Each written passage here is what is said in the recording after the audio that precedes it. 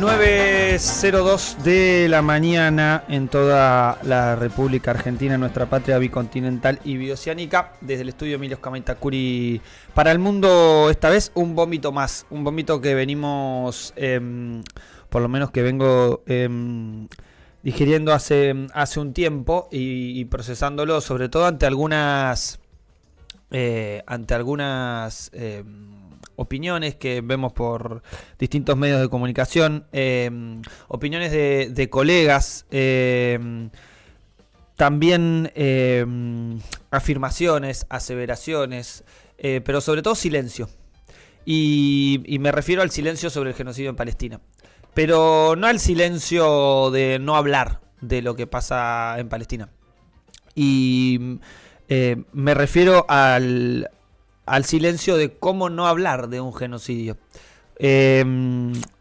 Aún con todos los costos que eso pueda tener, aún con todo el peso que pueda especificar para algunos, incluso las contradicciones que le pueda generar a cualquiera. Pero me preocupa mucho el silencio justificador. Me preocupa el silencio justificador de pares, de colegas de los cuales no dudo de sus rasgos de humanidad, incluso. Pero sí de estos silencios incómodos, o por lo menos dolorosos al punto de que cuando se habla del tema no se contextualiza, que cuando se habla del tema se habla del derecho a la defensa mientras hay más de casi 50.000 personas asesinadas, donde hay un territorio totalmente bombardeado y donde hay operaciones militares hacia países vecinos, como el caso del sur del Líbano, donde hay más de 1.000 muertos. Entonces, quizá ahí lo que me pregunto es qué es lo que juega. ¿Qué es lo que juega para callarse un genocidio? ¿Qué es lo que juega para que no se hable de un genocidio? Y pensaba que no puede ser la guita. No puede ser todo, o sea, no puede ser ordenador la plata para no hablar de un genocidio. Como tampoco puede ser la comodidad o los distintos tipos de presiones que puedan tener distintos colegas. Como sí puedo comprender algunas empresas mediáticas que sean financiadas obviamente por parte del sionismo internacional, que obviamente tiene gran parte de los medios de comunicación cooptados o financiados. Ahora, las nuevas expresiones de los medios de comunicación, sobre todo los canales de streaming, que tenemos, si se quiere, algún otro tipo de cintura a la hora de poder opinar, algún otro tipo de facilidad incluso, me parece. Creo que se está incurriendo en una cosa que es terrible, que es silenciar un genocidio y peor cuando se habla justificarlo. Como es lo que sucede cuando se habla de las operaciones que está haciendo el Estado sionista de Israel y el Estado terrorista de Israel, porque desde acá lo vamos a categorizar así, y no por una cuestión ideológica, sino por una cuestión de hechos. A mí nadie me va a poder convencer de que Israel está ejerciendo su derecho a la defensa cuando desde por lo menos 10 años antes de la instalación del Estado de Israel en el territorio palestino, ya existían los grupos armados sionistas que masacraban pueblo palestino, que masacraban regiones. Hace un tiempo, en otro vómito que también hablamos de Palestina, hicimos un recorrido de las masacres. Y lo único que enumeramos en casi 2 minutos fueron masacres en distintas regiones. Y lo que principalmente me preguntaba es cuánto o cómo aguanta el cuerpo callar un genocidio. Y los otros días me llegaba un mensaje, también producto de, me imagino que de alguno de los videos que subimos, no sé si fue un vómito, un corto de YouTube, y me llegaba un mensaje privado a una cuenta de la red social mía, personal.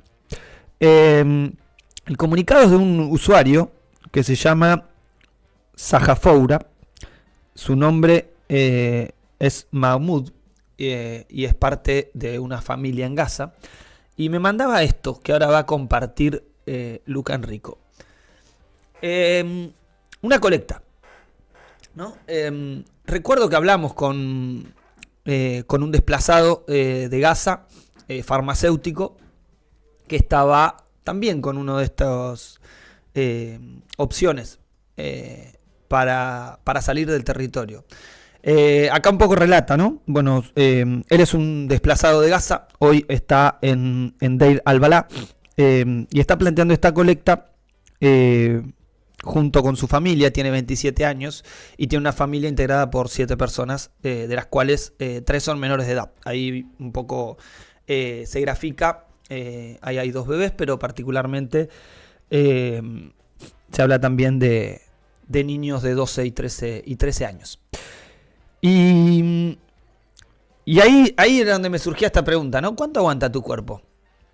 ¿Cuánto aguanta tu cuerpo mientras se bombardea una población civil, mientras se obliga al desplazamiento y mientras eso que veíamos ahí abunda? Porque le voy a pedir a Luca ahora si puede bucear en esa página, que es como un Change.org, una cosa así. Incluso que no me quise poner a indagar mucho cuál es la terminal de esa página, cuál es, si hay un negocio detrás de eso o no. Pero concretamente me puse a buscar si había otras familias, ¿no? Y simplemente puse en el buscador Gaza. Aparece eso.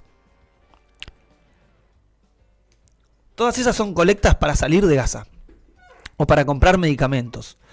Eso es lo que se vive.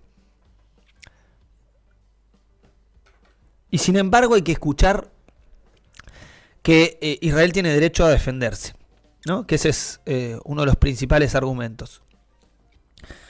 Para los que incluso tenemos, porque esto después se vuelve una discusión en la cual quienes son parte de la colectividad, o un sector, mejor dicho, de la colectividad judía, creen que tienen que defender a su Estado, ¿no? Algunos lo critican, obviamente, dicen, che, este Estado no me representa, porque este Estado tiene prácticas genocidas, o este Estado está masacrando un pueblo, o está masacrando población civil. Ahora, hay otros que plantean muy ofendidos que uno hable de Palestina, porque habla de terroristas. Están defendiendo un tipo como Benjamín Netanyahu, que es el primer ministro de Israel, que sin lugar a dudas es un asesino, que sin lugar a dudas es un genocida. Pero no porque lo digamos nosotros desde acá. La verdad, porque la verdad que no es una afirmación que nosotros hacemos porque se nos ocurra, sino principalmente porque es parte también de lo que va a juzgar la justicia internacional, porque es lo que se viene. Mira, hay en Anur TV, un medio en el cual se hizo una entrevista a Luis María Ocampo. Acá en la Argentina lo conocemos porque fue el fiscal adjunto del juicio a las 3 juntas. Del juicio a las juntas de 1985. Es el fiscal adjunto que en la película Argentina 1985 personifica a Peter Lanzani, si no me equivoco, ¿no? ¿Peter Lanzani es? Sí. Peter Lanzani es el muchacho que personifica a Luis Moreno Campo. Luis Moreno Campo él empezó como fiscal en jefe de la Corte Penal Internacional, ¿sí? Él es el ex, si se quiere, fiscal fundador de la Corte Penal Internacional, donde se investigaron 7 países por genocidio, de los cuales se logró procesar a 3 jefes de Estado y más de 20 funcionarios de cada uno de estos procesos. Ahora hay una denuncia en curso por genocidio ante la Corte, y concretamente de Sudáfrica, la que ha demandado a Israel por genocidio ante la Corte Internacional de Justicia.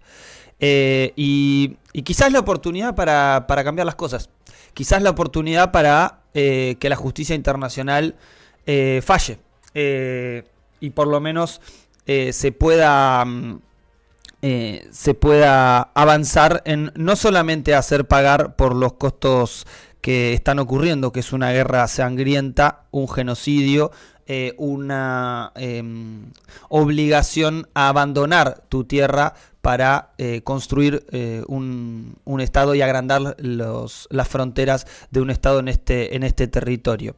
Y concretamente la ley internacional es algo que se toma en serio con los demás países.